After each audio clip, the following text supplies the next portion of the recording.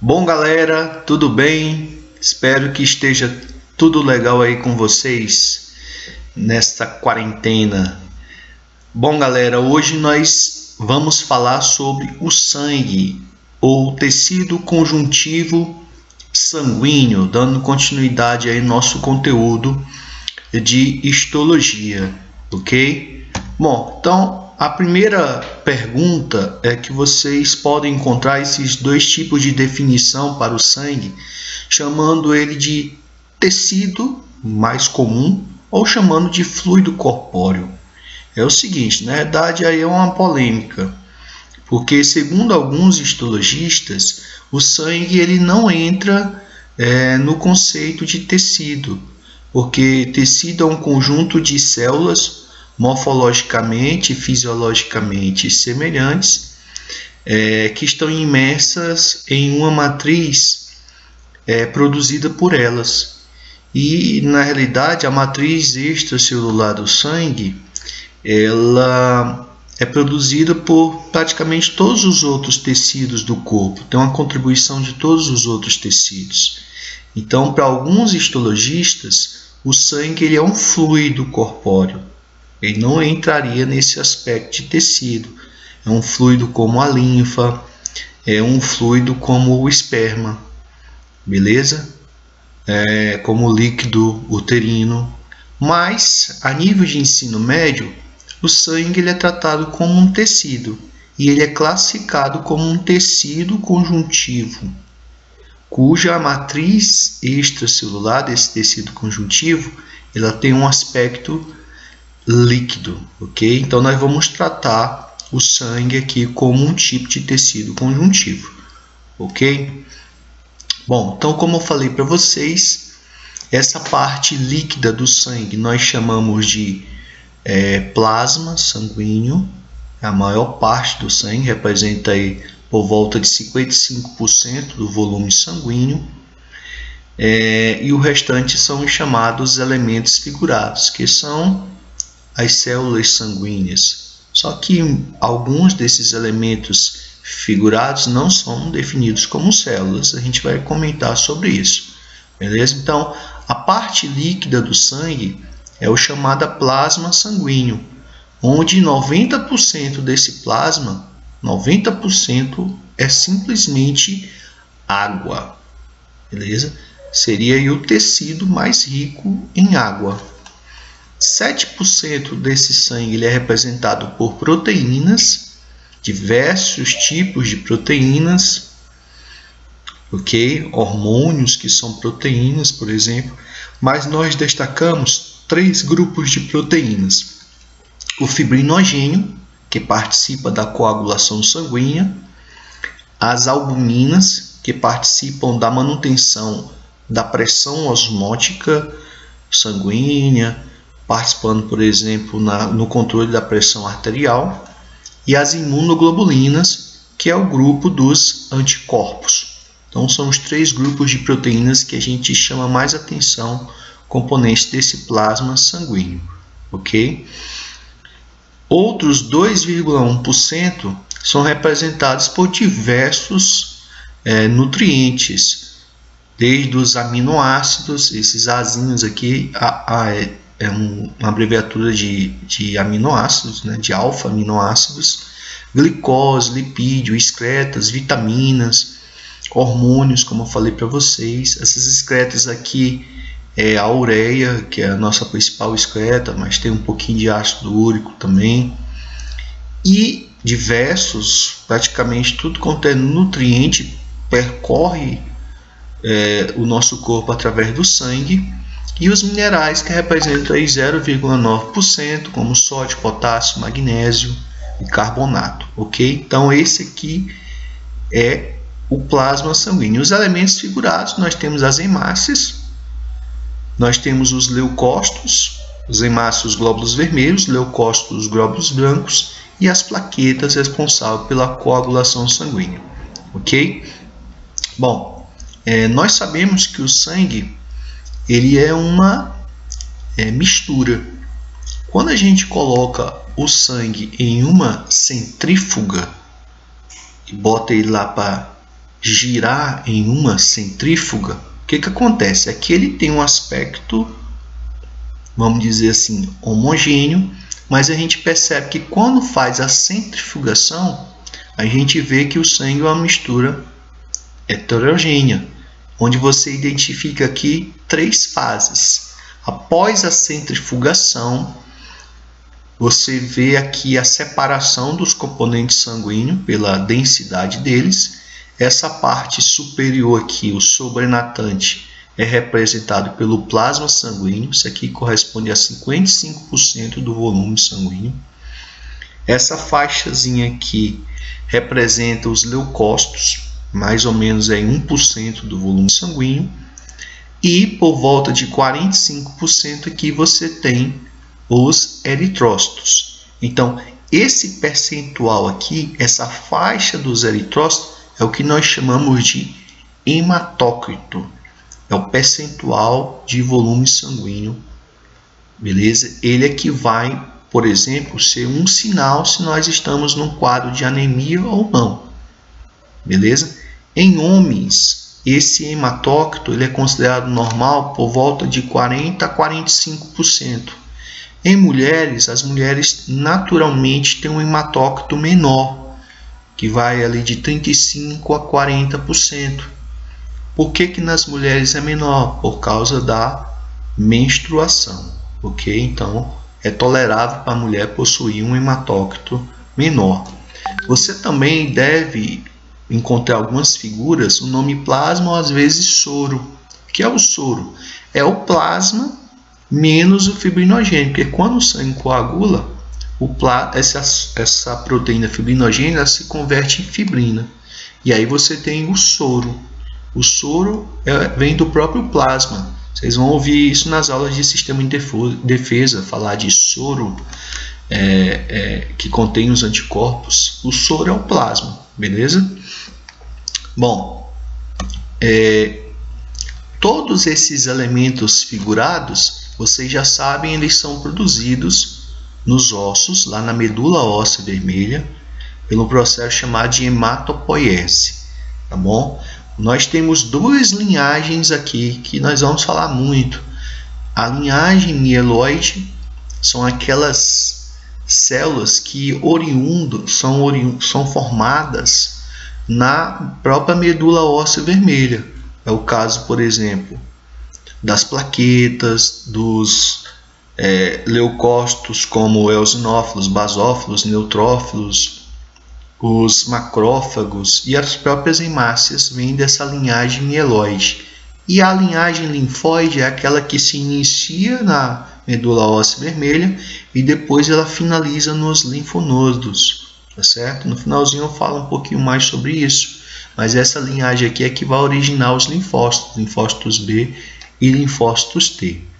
Na aula de hoje, nós vamos falar das hemácias, os eritrócitos e das plaquetas, que vêm dessas grandes células aqui chamadas de megacariócitos, ok?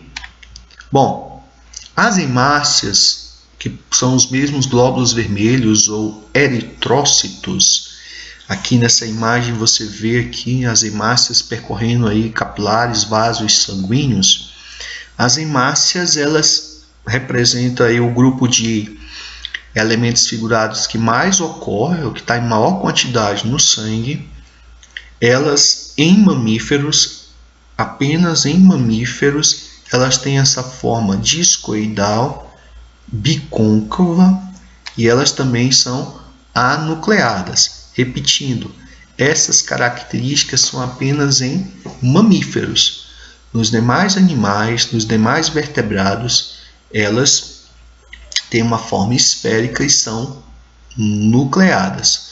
Por que nos mamíferos elas desenvolveram essa forma? Porque essa forma ela é melhor, dessa maneira elas trabalham melhor. Olha só, essa forma aqui é discoidal e bicôncava, ela aumenta a área de contato do centro da hemácia com, por exemplo, o gás oxigênio, que é transportado pela hemoglobina, que é um pigmento que nós vamos já falar. Então, se essa hemácia ela fosse esférica, como, por exemplo, em outros animais, essa região do centro, onde está a hemoglobina, ela ficaria mais distante do oxigênio. Elas tendo essa formazinha achatada, você aumenta a área de contato, porque esse oxigênio ele é transportado no citoplasma das hemácias, onde está a hemoglobina, ok?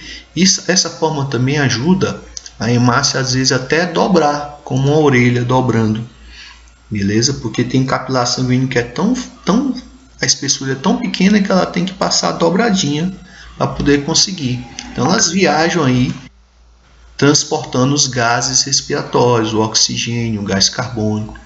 E o fato de ser anucleadas também é importante, porque sem a presença do núcleo sobra espaço, beleza, para transportar, e aí elas ficam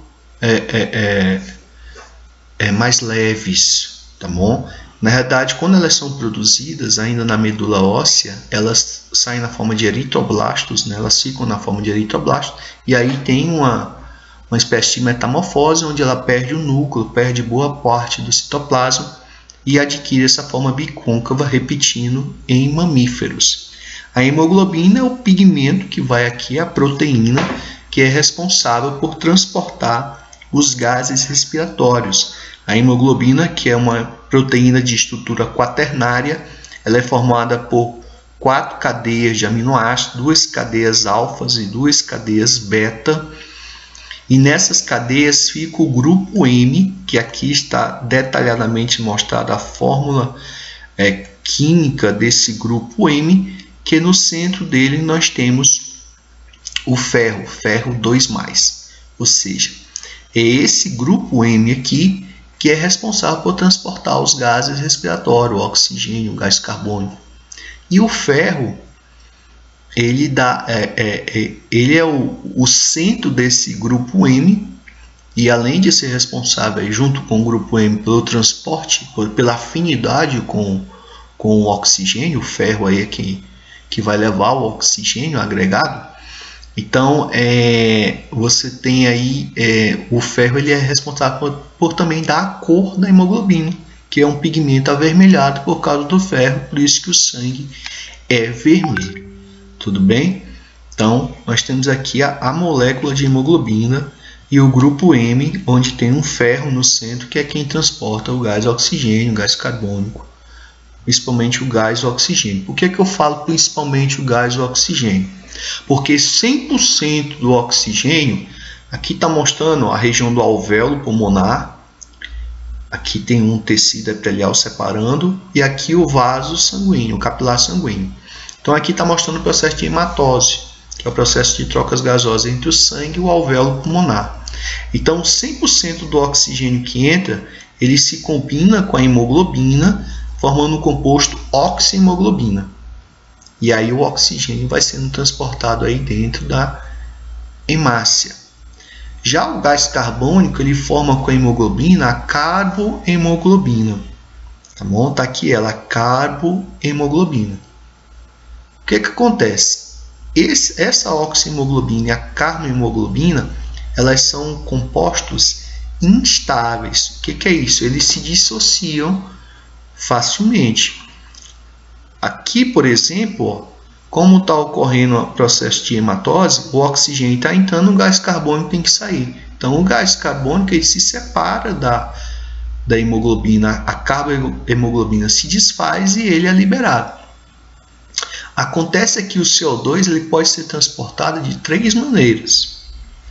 Pode ser pela carbohemoglobina, mas a maior parte dele é transportado na forma de íons bicarbonato, e outra parte vai dissolvido no CO2. Vai dissolvido na forma de CO2 no plasma sanguíneo. Então o gás carbônico ele pode ir dissolvido no plasma, ele pode ir na forma de íons bicarbonato, ou ele pode ir associado com a hemoglobina. Tá bom? Professor, que reação é essa aqui? Eu vou já mostrar. Aqui é o processo lá nos pulmões. Nos tecidos é o contrário. O oxigênio se solta da hemoglobina e aí entra lá para ser usado pelas mitocôndrias do tecido. Já o CO2, que é produzido pela respiração, olha só que ele entra, combina com a hemoglobina e forma a carbohemoglobina, que lá nos pulmões vai se dissociar.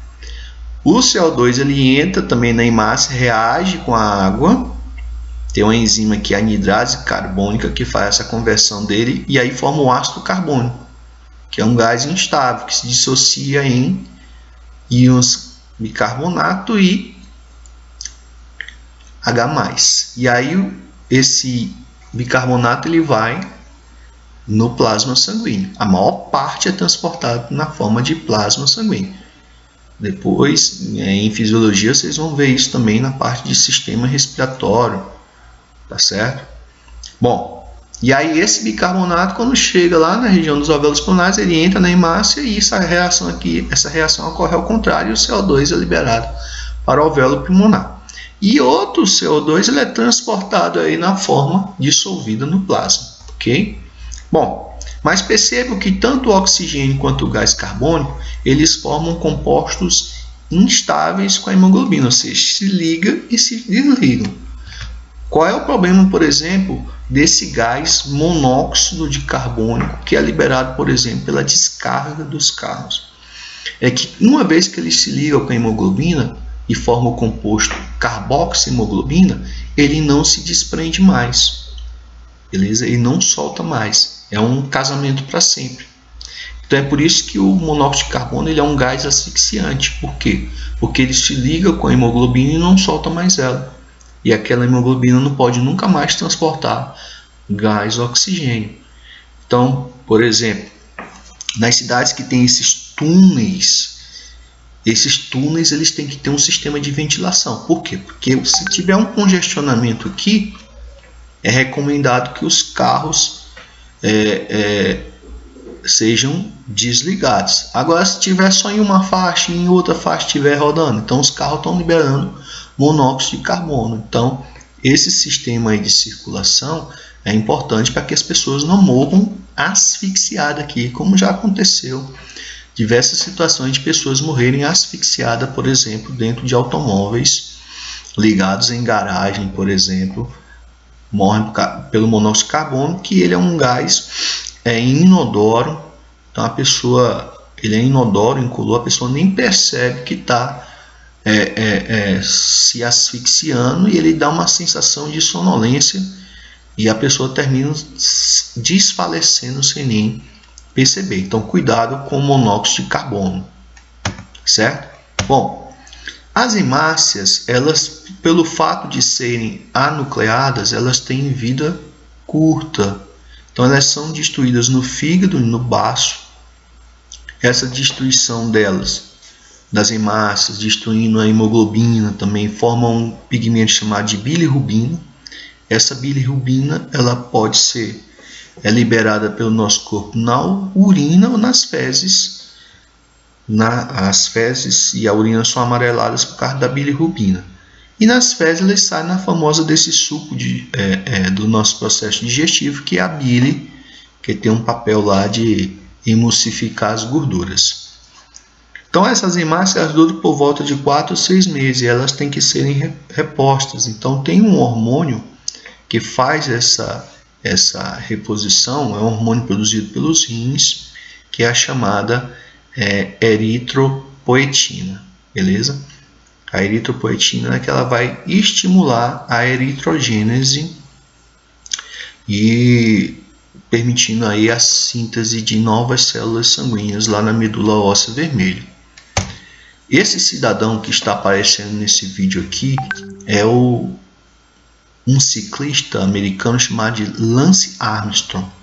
Esse cara é um daqueles casos de pessoas que de ídolo são levados aí a situações de virar uma grande vergonha mundial. Então o Lance Armstrong ele ganhou 6 vezes o Tour de France, a Volta da França, que é uma das competições mais importantes do ciclismo depois das Olimpíadas. Inclusive ele tem uma medalha de ouro olímpica. E aí ele foi um cara que desenvolveu uma espécie de tumor e fez tratamento para esse tumor e depois voltou e ganhou a Volta da França, né? Depois disso ele já tinha alguns títulos antes, ganhou a medalha olímpica e ele perdeu tudo isso. Por que ele perdeu? Porque o Comitê Olímpico descobriu que ele fazia o uso dessa substância, a eritropoetina. E qual era a vantagem esportiva que ele ganhava?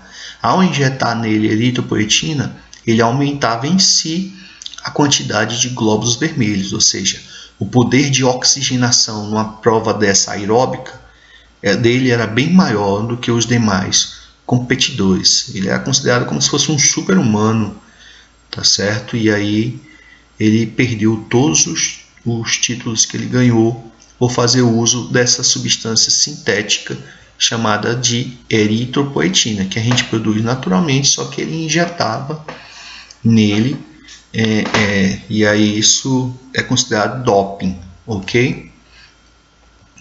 Bom, a queda no número de hemácias representa o que nós chamamos de anemia. A anemia ela pode ser provocada pela falta de ferro na alimentação, que é o que nós chamamos de anemia ferropriva. A anemia pode ser provocada pela falta de vitamina B12, nós chamamos de anemia perniciosa. A anemia pode ser provocada por um acidente, por uma doença parasitária, como malária, que provoca anemia, ou seja, tem a anemia genética, que é a anemia falciforme. Existem muitos tipos de anemia, mas representa aí uma queda no número de hemácias. E aí, olha só a diferença de uma pessoa, a mesma pessoa normal e uma pessoa anêmica, tá certo? É uma pessoa que vai ser cansada, vai cansar muito fácil, vai ter dificuldades respiratórias por não conduzir bem o oxigênio. Bom, as plaquetas ou trombócitos, elas são pedaços citoplasmáticos oriundos lá dos chamados megacariócitos, que são grandes células que vivem na medula e ficam soltando pedaços chamados de plaquetas. Então ela não é uma célula em si, tá certo? São pedaços celulares. Também tem vida curta, bem menor ainda do que a das hemácias, por volta de 10 dias. Essas plaquetas elas ficam circulando e são destruídas no baço, ok? Então, as plaquetas elas participam da hemostasia ou coagulação sanguínea. Essa é a principal função delas, praticamente é a única função que a gente fala, ok? Então, elas são responsáveis por impedir que quando você tem um sangramento, você sangre até morrer. Ela vai promover a coagulação do sangue caso um vaso sanguíneo seja lesado.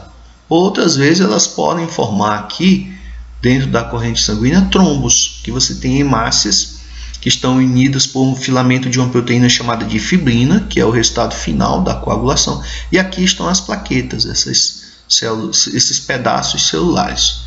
Okay? Quando se forma dentro de um vaso sanguíneo, a gente chama de trombos, certo? Que não é legal formar esses trombos, porque isso pode provocar problemas em órgãos, entupimento de vasos, tá certo? Bom, a principal participação das plaquetas nisso é a liberação dessa substância que atua como enzima, que é a tromboplastina, ok? Então vamos ver como é que acontece. Aqui é um esquema que aparece muito nas questões, onde os tecidos que são lesados ou as próprias plaquetas aglomeradas, elas liberam uma substância chamada de tromboplastina. Essa tromboplastina é uma enzima que vai converter a protrombina em trombina. Para isso ela precisa de cálcio. A protrombina já está no plasma sanguíneo.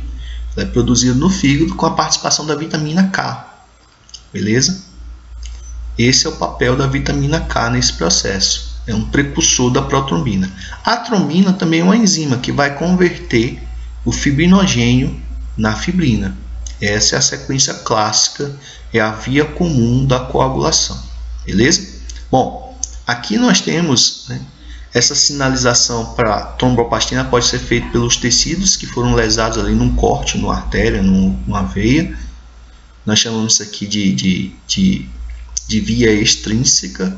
E essa aqui, que é as plaquetas tocando uma da outra e estimula elas a produzir tromboplastina, é chamada de via intrínseca.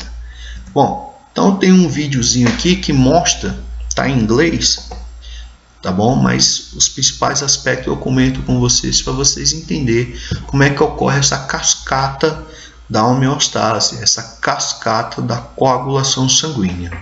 Tudo bem? Então olha só. Esse vídeo ele é bastante interessante porque ele vai mostrar aí, ó, olha só, aí tá o sangue passando aí, tem uma lesão no artério, o tecido aí foi lesionado. Então, essas células aí que fazem parte do forro do vaso sanguíneo, elas vão estimular o processo de coagulação sanguínea, que é o que se chama aí de via extrínseca, beleza? Então esse TF aí é a tromboplastina, viu? Então a tromboplastina é que vai iniciar uma sequência de reações, que aqui não precisa a gente detalhar bem isso, tem uma série de fatores aí que vão participando, beleza? Até a produção desse fator 10 aí. Aquela é a via extrínseca, que é a via intrínseca, que é dada pelas plaquetas tocando uma na outra.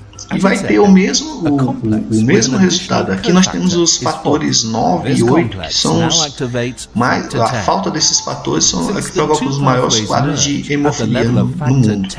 Então esse fator 10, que é um fator aí importante, ele aqui vai se juntar com o fator 5, que é um complexo, que vai atuar aí, convertendo a protrombina em trombina. Beleza? A gente cita só a tromboplastina a nível de ensino médio, mas é uma série de fatores. Então, a protrombina é convertida em trombina, que tem ação enzimática. O que essa trombina ela vai fazer? A trombina ela vai cortar o fibrinogênio, converte o fibrinogênio em monômeros de fibrina. Beleza? O fibrinogênio já está no plasma sanguíneo, forma monômeros de fibrina, e a fibrina mesmo em si é um polímero. É esse polímero que vai se formando e vai agarrando e agregando as células sanguíneas, tampando a região que foi lesada ou formando trombos no próprio sangue. Tá certo? E aí ele fala que esse fator 10 aí, ele é a via comum, ele é produzido tanto pela via extrínseca como pela via intrínseca, tá bom? Então, a nível de ensino médio, a gente reduz bastante isso aí, falando somente aquela reação lá, esse esquema aqui, você vê que tem uma série de fatores, mas a gente resume isso somente ao fator inicial, que é essa tromboplastina, porque senão ficaria muito complicado. Tá bom? E o resultado final é esse polímero de fibrina que vai tampar o local lesado até que as células ali do forro que tem tecido epitelial ali e tecido conjuntivo vai se multiplicando e fecha totalmente o local lesado. Beleza? Bom, eu falei ali dos fatores 8 e 9 que participam daquela cascata, que são os principais responsáveis pelos quadros de hemofilia mais comuns, tá certo? Então a hemofilia é um problema que a pessoa tem de coagulação sanguínea, ela não consegue coagular o sangue. Isso traz uma série de problemas, por exemplo, desde a pessoa ter dificuldade de fazer, por exemplo, cirurgias, tem que tomar coagulantes artificiais para poder fazer uma cirurgia. E também é perigoso certos tipos de cirurgia. Então, esses fatores que estão no meio daquela cascata ali, os fatores 8 e fatores 9, são os principais causadores desse tipo de hemofilia. A falta dele é um problema genético. A hemofilia é um problema genético, tá certo? Então, até uma doença ligada, o gene está ligado ao cromossomo X. Beleza? Então, a tipo A é a mais comum, de 80% a 85% dos casos, e a tipo B de 15% a 20%. Detalhe é que na hemofilia o número de plaquetas da pessoa é normal. O problema não é a quantidade de plaquetas, é a não produção desses fatores que participam daquelas etapas lá da coagulação sanguínea, tá certo?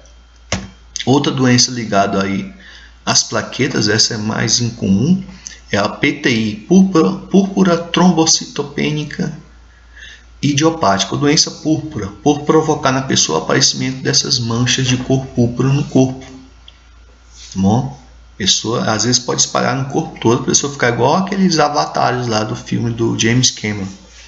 Bom, essa é uma doença autoimune, onde isso aqui é provocado pela autodestruição das plaquetas. O sistema imunológico destrói as próprias plaquetas do indivíduo. E aí as pessoas apresentam número de plaquetas baixíssimo. Isso pode ser muito perigoso para a saúde. Ok? Bom, cita-se também o tecido reticular ou hematocitopoético. Que tecido é esse? É o tecido da medula, pessoal. Aquele lá onde é produzido as células do sangue. Então ele também tem um nome especial, um tecido conjuntivo reticular ou tecido conjuntivo hematocitopoético. Tem o mieloide, que encontra-se na medula, e o linfóide, que se encontra nos linfonodos, que fazem parte aí do nosso sistema linfático, nos linfonodos, em órgãos como o bácio, o timo, no fígado do embrião, no estágio embrionário também encontra. Nós vamos falar desse sistema linfático, que é o sistema que conduz aí um outro líquido, que é a linfa, que, por exemplo, não passam em massa, mas passam leucócitos. Nós vamos falar sobre esse sistema linfático, que é um sistema auxiliar ao sistema circulatório. Você tem esses dois líquidos circulantes no corpo. Nós temos o sangue e a linfa, só que o sangue é muito mais, um volume muito maior. Ok? Então, pessoal, na próxima aula a gente vai falar exclusivamente dos leucócitos, uma aula toda sobre as células de defesa. Então, um forte abraço e até a próxima!